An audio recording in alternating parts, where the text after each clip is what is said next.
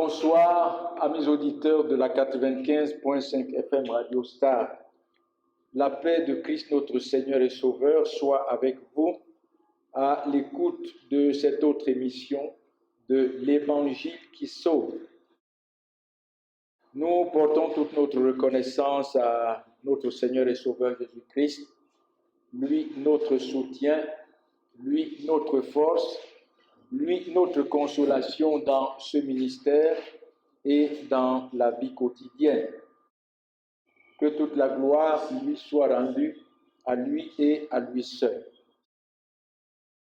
Nous ouvrons nos Bibles avec vous ce soir dans le premier livre de la Bible, dans la Genèse, Genèse chapitre 1 et le verset 1. Et nous lisons ce verset. Il dit: au commencement, Dieu créa les cieux et la terre. Notre désir est de commencer à étudier ce livre avec vous, ce livre qui nous parle des origines de toutes choses qui existent dans ce monde, des commencements de toutes choses qui existent dans ce monde, et qui nous parle aussi de la révélation de notre Seigneur et Sauveur Jésus-Christ, lui qui est le seul sujet des Écritures, lui qui est le seul thème des Écritures. Et dans ce premier message, nous commençons à étudier les 3 premiers mots de ce verset 1. Et il est écrit « au commencement, Dieu ». Voici les 3 mots que nous commençons à étudier dans notre première étude dans ce verset biblique. Et la première des choses que nous voyons dans ces 3 premiers mots est que Dieu s'impose aux hommes. Voyez mes amis, le Saint-Esprit ouvre la Bible en nous amenant directement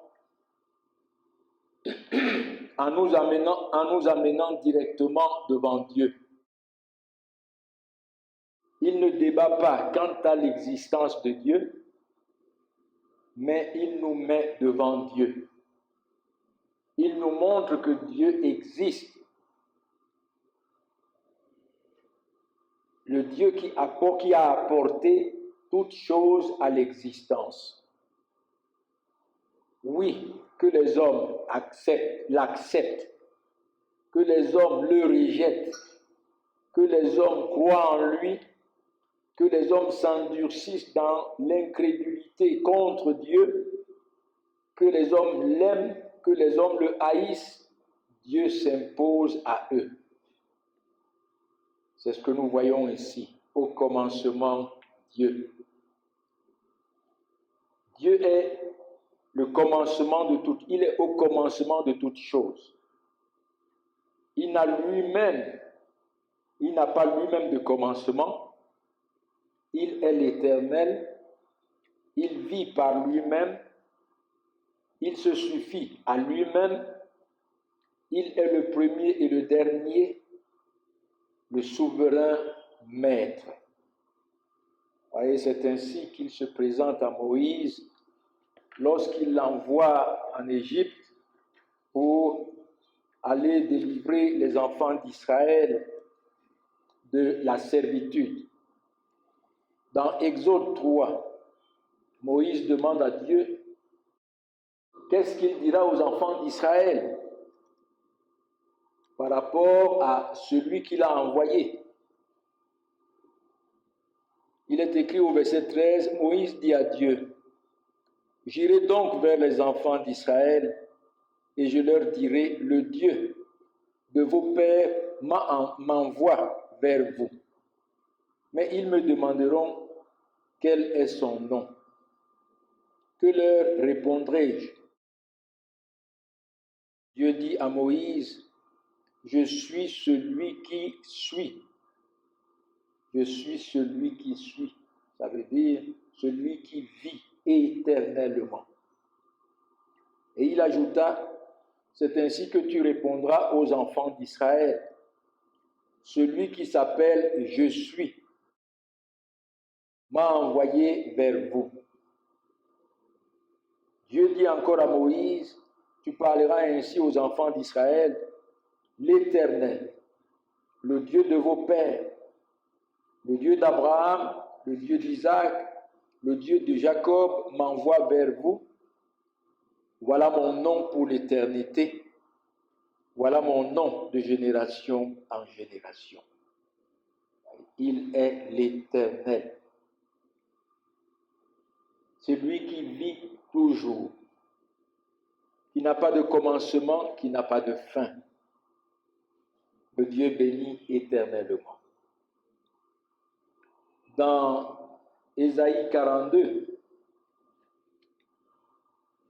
il dit au verset 8, « Je suis l'Éternel, c'est là mon nom, et je ne donnerai pas ma gloire à un autre, ni mon honneur aux idoles. » Et de quoi parle-t-il ici? Il avait choisi son serviteur, le Seigneur et Sauveur Jésus-Christ, le Fils éternel de Dieu, qui devait venir pour satisfaire à sa justice et sauver son peuple. Et il dit, ce dessein s'accomplira certainement parce qu'il est l'Éternel. C'est là son nom. Il est le Dieu de gloire et il ne donnera sa gloire à un autre, ni son honneur aux idoles. Voyez mes amis, si Dieu s'était avéré quelqu'un qui est incapable de sauver les hommes dans sa grâce, de sauver son peuple en Jésus-Christ, il serait comme une idole qui n'a ni puissance, une idole qui n'a ni pouvoir pour sauver les hommes. Une idole qui manque de grâce, de miséricorde, de compassion, une idole qui manque d'amour et de bonté pour sauver les hommes. Et c'est ce que nous voyons. Voyez, ces hommes qui adorent les idoles, ils n'ont aucun espoir de salut. Parce que ces idoles, comme nous allons voir, sont l'ouvrage de leurs mains. Et c'est des idoles mortes, comme ces hommes eux-mêmes sont morts. Et c'est ce qu'il dit encore dans Ésaïe 43, versets 22 à 25, parlant de son peuple qui s'est détourné de lui. Il dit, « Et tu ne m'as pas invoqué, ô Jacob, car tu t'es lassé de moi, ô Israël. Tu ne m'as pas offert des brebis en holocauste, et tu ne m'as pas honoré par tes sacrifices. Je ne t'ai point tourmenté par des offrandes, et je ne t'ai point fatigué pour l'encens. Tu n'as pas appris d'argent acheté pour moi des aromates, et tu ne m'as pas rassasié de la graisse de tes sacrifices. Mais tu m'as tourmenté par tes péchés, et tu m'as fatigué par tes iniquités. C'est moi qui efface tes transgressions pour l'amour de moi. Et je ne me souviendrai plus de tes péchés. Voyez mes amis, parce qu'il est l'Éternel, qui ne peut donner sa gloire à personne, ni son honneur à personne, il s'est engagé à sauver son peuple de ses péchés. Un peuple qui ne mérite véritablement pas.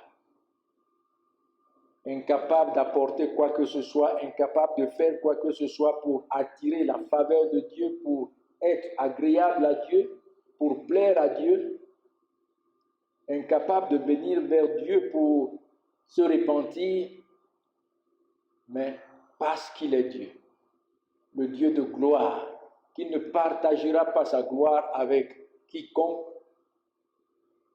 il s'est engagé depuis avant la fondation du monde dans cette alliance éternelle avec son Fils Jésus-Christ, à sauver son peuple de ses péchés, à travers la vie parfaite de son Fils Jésus-Christ et son sacrifice offert sur la croix à la place de son peuple pour les péchés de son peuple,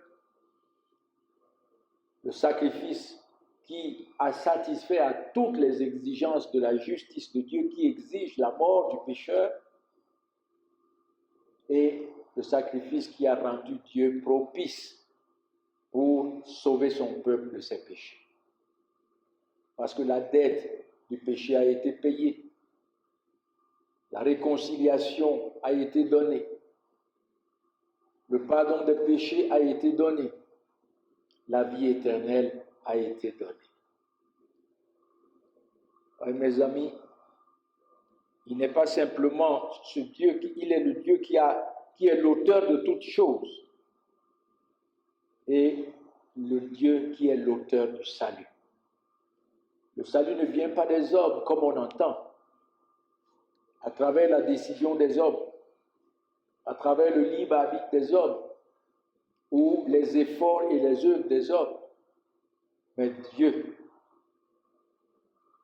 qui est le commencement qui est au commencement de toutes choses, est aussi l'auteur du salut. Et la Bible nous dit que c'est avant même qu'il ait créé le ciel et la terre, avant qu'il ait créé les hommes sur cette terre, qu'il s'est lié en alliance avec son Fils Jésus-Christ pour sauver un peuple de pécheurs qu'il a aimé dans sa grâce et qu'il a donné à son Fils Jésus-Christ.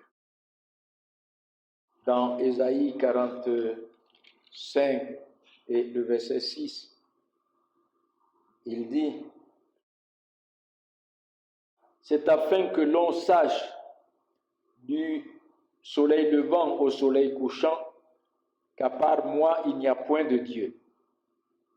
Je suis l'Éternel. Il n'y en a point d'autre. Il n'y en a point d'autre.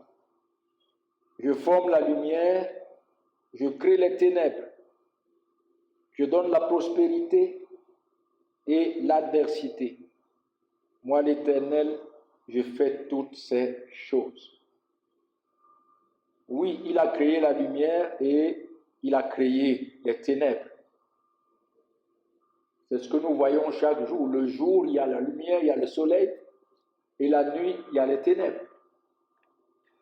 Mais encore, lorsqu'il dit qu'il crée la lumière, il crée les ténèbres, il parle aussi de ce qu'il est l'auteur du salut. Vous voyez, dans sa grâce, il sauve qui il veut, le transportant du royaume des ténèbres au royaume de lumière de son Fils Jésus-Christ, et laissant dans sa justice ceux qu'il a reprouvés dans leurs ténèbres. Il donne la prospérité, oui, c'est lui qui enrichit les hommes dans tous les aspects de la vie et dans beaucoup de domaines de la vie. Et c'est lui qui crée aussi l'adversité. Mais cela nous parle aussi de son plan rédempteur en Jésus-Christ. Jésus-Christ, depuis avant la fondation du monde, il lui a plu de donner la prospérité spirituelle en Jésus-Christ à ces hommes et ces femmes qu'il a aimés, qu'il a choisis depuis avant la fondation du monde et qu'il a donné à son Fils Jésus-Christ. Les hommes pour lesquels il est venu pour s'offrir sur la croix afin de leur donner le pardon des péchés et la vie éternelle. Et aussi, ceux qu'il a réprouvés, il les a laissés dans l'adversité. Et sa justice tombera certainement sur ces hommes et révélera et révélera la gloire de ce grand Dieu. Voyez, il se glorifie dans le salut de ses élus. Il se glorifie dans sa justice en condamnant des hommes et des femmes qui ne méritent que sa colère. Voyez, avant que Massayo ne parte d'ici, il vous a encouragé en vous disant « Dieu vous aime ». Mais laissez-moi vous dire une chose. Ce n'est que ceux qui ont été rachetés par le Seigneur Jésus-Christ qui connaissent l'amour de Dieu. L'amour de Dieu est en Christ. Si vous êtes là où vous êtes, rejetant Christ, haïssant Christ, méprisant Christ, Dieu ne vous aime pas. La Bible dit que l'amitié de Dieu est pour ceux qui le craignent. Et dans le psaume 7 et dans le psaume 11, il est écrit « Dieu hait les pécheurs ». Voyez mes amis, le Dieu de la Bible, c'est celui dont la Bible nous dit « Au commencement, Dieu ». Au commencement, Dieu. Et comme nous voyons ici dans Ésaïe, où nous sommes en train de lire, il dit « Moi l'Éternel, je fais toutes ces choses ». Oui, il s'agit de la gloire de notre Seigneur et de notre Dieu. Il se glorifie, il tire gloire dans son amour pour les pécheurs et il tire gloire dans sa justice contre les pécheurs. De la même manière que les cieux, la terre et tout ce qui existe raconte la gloire de Dieu, célèbre la gloire de Dieu, magnifie la gloire de Dieu. Et à lui seul donc, à ce Dieu qui s'impose aux hommes, à lui seul donc soit honneur, à lui seul donc soit gloire, et à lui seul soit adoration. Une autre chose que nous voyons, c'est qu'en dehors de l'Éternel, ce Dieu qui s'impose aux hommes, ce Dieu dont le premier verset de la Bible nous dit « Au commencement, Dieu ». En dehors de l'Éternel, en dehors de ce Dieu, tous les dieux des peuples sont l'objet de leur imagination. Ça veut dire des idoles. Et qu'est-ce qu'une idole? Une idole, c'est une fausse idée concernant Dieu, une fausse idée concernant le Seigneur Jésus-Christ, une fausse idée concernant le salut de son âme. C'est ça une idole. Une fausse idée concernant ce qu'on adore, qui n'est pas Dieu du tout. Non seulement c'est des objets de l'imagination des hommes, des idoles, mais ils sont encore l'ouvrage des mains des hommes. Vous voyez, c'est ça les dieux des peuples. Et le Saint-Esprit nous le dit par la bouche de l'apôtre Paul dans Romains chapitre 1. Voici ce que le Saint-Esprit dit à partir du verset 18, Romains chapitre 1. Il dit « La colère de Dieu se révèle du ciel contre toute impiété et toute injustice des hommes, qui retiennent injustement la vérité captive, car ce qu'on peut connaître de Dieu est manifeste pour eux, Dieu le leur ayant fait connaître. En effet, les perfections invisibles de Dieu,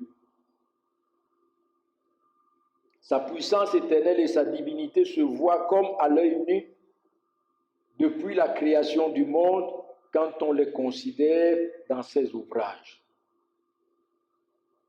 Oui, voilà ce que ce verset dit, ce texte dit. Il dit « La colère de Dieu se révèle du ciel contre les hommes qui ont rejeté Dieu.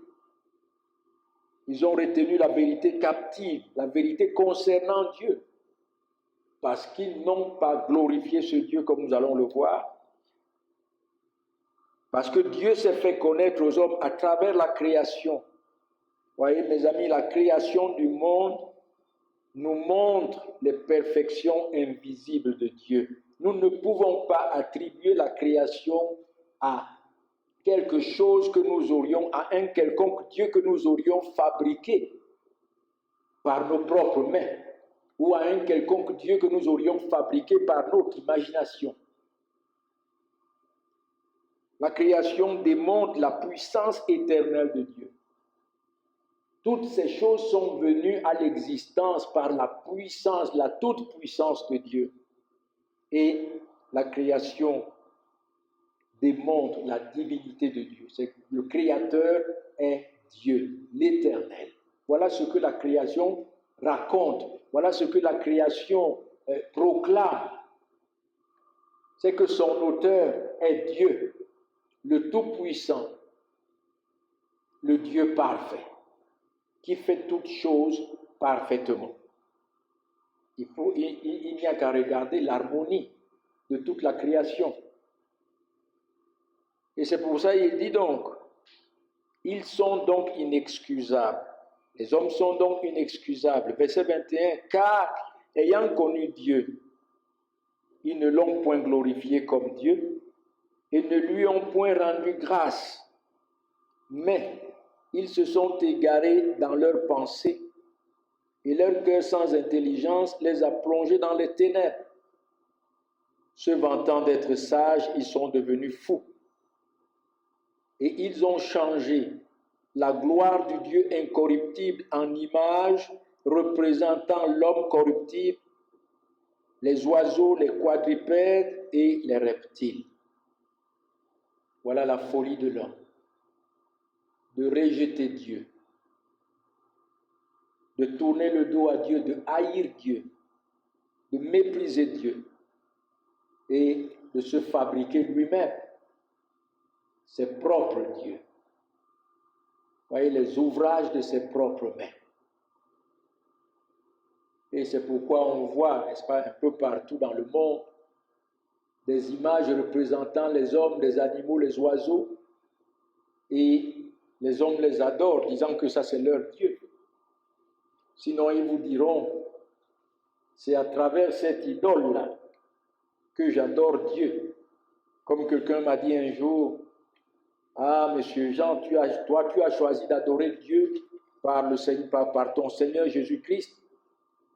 Moi, j'ai choisi d'adorer Dieu par les idoles de mes ancêtres. Mais sache que c'est le même Dieu que nous adorons. Voyez la folie des hommes. Tu rejettes Christ, tu rejettes le Dieu qui au commencement est.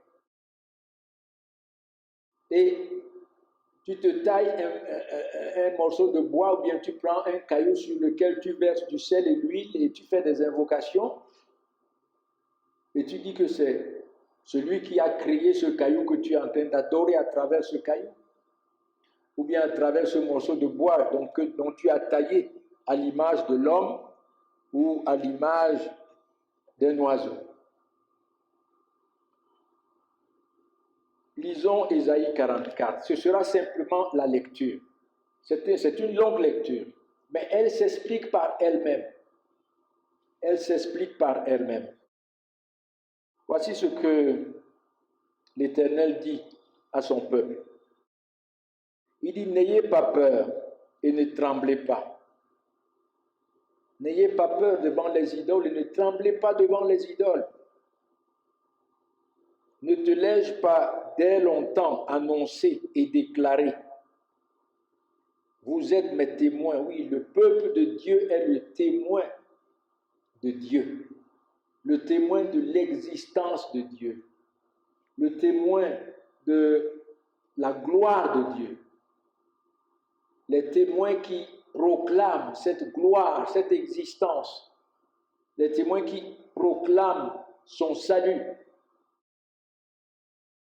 les témoins qui proclament ses œuvres, les œuvres de la création et son œuvre de rédemption en son Fils Jésus-Christ. Il dit, y a-t-il un autre Dieu que moi? Il n'y a pas d'autre rocher, je n'en connais point. Ceux qui fabriquent les idoles ne sont tous que vanité. Vous voyez, les hommes qui fabriquent des idoles sont morts comme leurs idoles mortes elles-mêmes. Et leurs plus belles œuvres ne servent à rien. Elles le témoignent elles-mêmes. Elles n'ont ni la vue, ni l'intelligence, effectivement. Vous voyez un morceau de bois que les hommes ont fabriqué en forme d'homme ou bien d'oiseau ou bien d'animal, et qu'ils adorent, mais qui ne voient rien, qui ne peut pas se déplacer, qui ne peut rien dire. Et c'est à cet ouvrage mort que les hommes rendent un culte. Devant cet ouvrage mort, les hommes se prosternent pour adorer.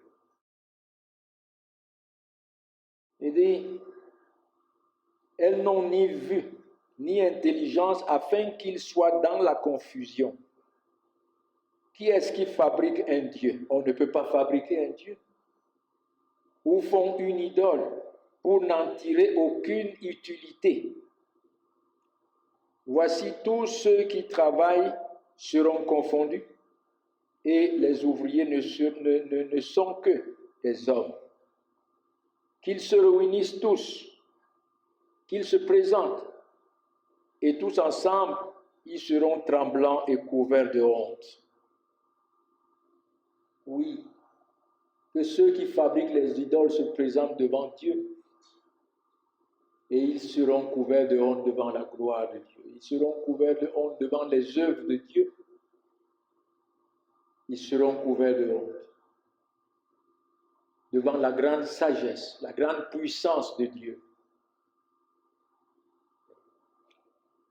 devant la gloire de Dieu. Il dit, le forgeron fait une hache, il travaille avec le charbon, et il façonne à coups de marteau. Il la façonne à coups de marteau, il la forge avec un bras vigoureux, mais a-t-il faim? Le voilà sans force. Ne boit-il pas de l'eau? Le voilà épuisé. Voyez? Une peine perdue. Mais l'eau, qui a créé? C'est Dieu. La nourriture, qui a créé? C'est Dieu. Voyez la folie des hommes. Se vantant d'être sages, ils sont devenus fous. Ils rejettent Dieu, mais ils dépendent totalement et entièrement de Dieu. Oh, qui nous a renouvelé la vie ce matin, qui nous a préservés dans nos allants et venants, qui nous a fortifiés lorsque nous étions fatigués, qui nous a relevés lorsque nous sommes tombés, qui nous a redressés lorsque nous étions courbés, et qui a pourvu à notre pain de ce jour. Verset 13, le charpentier étend le cordeau, il fait un tracé au crayon, façonne le bois avec un couteau et marque ses dimensions avec le compas. Et il produit une figure d'homme, une belle forme humaine, pour qu'elle habite dans une maison. Il se coupe des cèdres, il prend des rouves et des chênes, il fait un choix parmi les arbres de la forêt, il plante les pins et la pluie les fait croître, la pluie de Dieu les fait croître, et les pins que Dieu lui-même a créés, ce sont ces pins qu'il achète et qu'il plante pour faire des dieux plus tard avec ses pins de Dieu. Ces arbres servent à l'homme pour brûler. Il en prend et il se chauffe. Il y met aussi du feu pour cuire du pain. Et il fait également un Dieu qu'il adore. Vous voyez la folie de l'homme? Le bois que Dieu a créé il s'en sert pour se réchauffer, il s'en sert pour préparer du pain pour manger, il s'en sert pour faire ses meubles, mais il s'en sert aussi pour se fabriquer un Dieu. Et il fait une idole devant laquelle il se prosterne. Il brûle au feu la moitié du bois. Avec cette moitié, il cuit de la viande, il apprête un rôti et il se rassasie.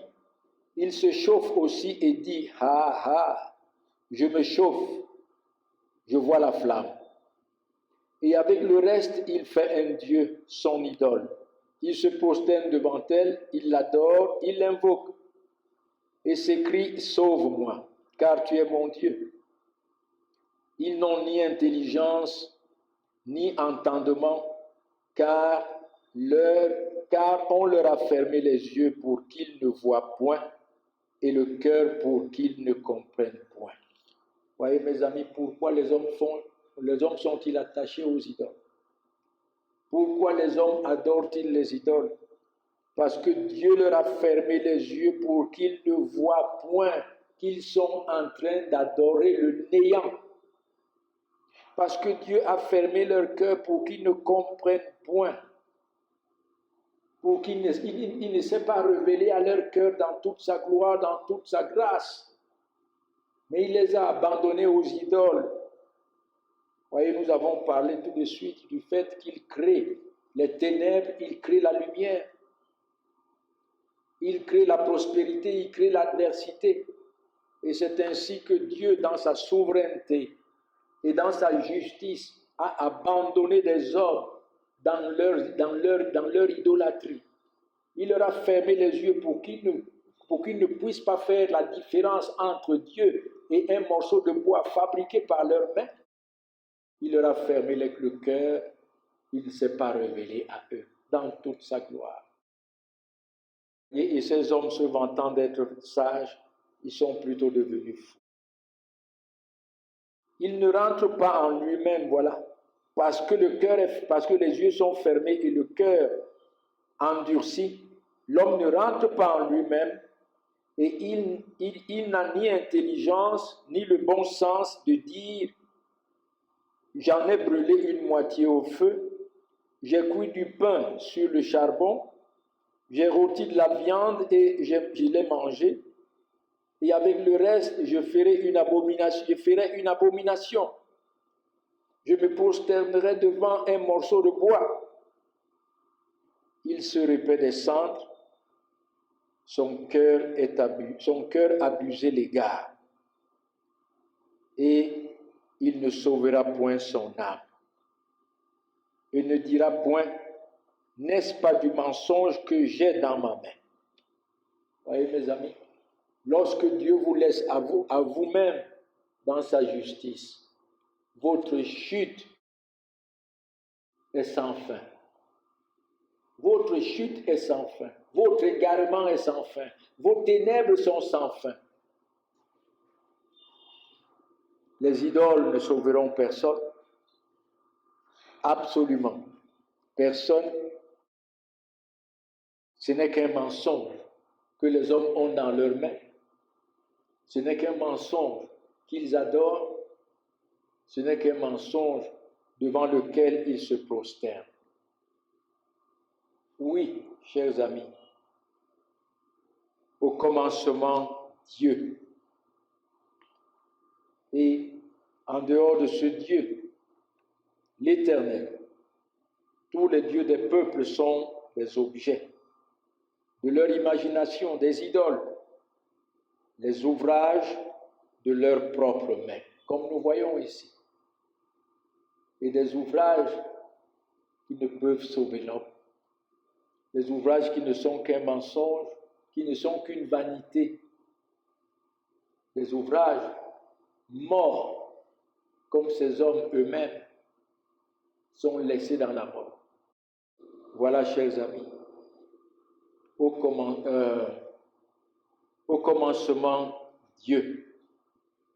Nous venons de voir que Dieu s'impose aux hommes. Ça, c'est la première des choses. Dieu s'impose aux hommes. Et la deuxième des choses que nous venons encore de voir, c'est qu'en dehors de ce grand Dieu qui s'impose aux hommes, tout ce que les hommes adorent comme Dieu ne sont que des idoles, les objets de leur imagination et les ouvrages de leurs mains. Puisse le Seigneur ouvrir vos yeux. Puisse le Seigneur se révéler à votre cœur dans toute sa gloire et dans toute sa grâce et vous ramener à lui dans la repentance et dans la foi en son Fils Jésus-Christ. Voilà le message de ce soir et Dieu voulant, nous continuons lundi sur la même étude. Dieu bénisse sa parole dans nos cœurs.